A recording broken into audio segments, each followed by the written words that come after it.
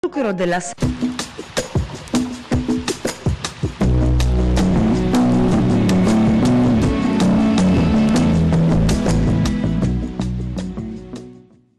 Giovedì 11 aprile, Santa Gemma Galgani, è il 101esimo giorno dall'inizio dell'anno e ne mancano 264 al termine.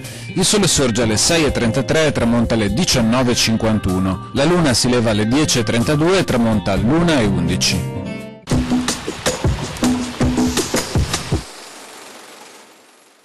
Dopo che il 28 dicembre 1584 erano stati aboliti i banchi privati ed istituito il banco pubblico, entra in funzione il Banco della Piazza di Rialto.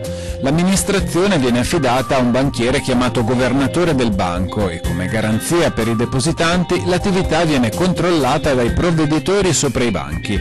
La funzione del banco è di ricevere depositi e di svolgere le operazioni di trasferimento per mezzo della cosiddetta partita di banco.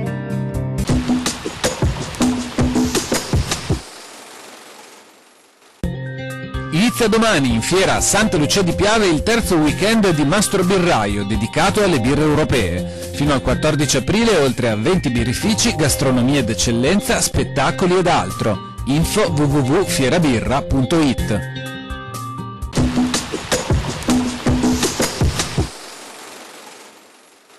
Le previsioni per domani. Tempo variabile con nuvolosità frequente, al mattino associata a precipitazioni sparse fino alle prime ore, in successivo diradamento ed esaurimento in pianura con nuvolosità irregolare alternata a schiarite anche ampie. Sui rilievi maggiori addensamenti nuvolosi associati a possibili locali rovesci. Limite della neve intorno a 1000-1300 metri. Temperature minime stazionarie in calo, massime senza notevoli variazioni. Bora moderata, a tratti tesa in pianura specie sulla costa, in quota venti moderati nord-orientali.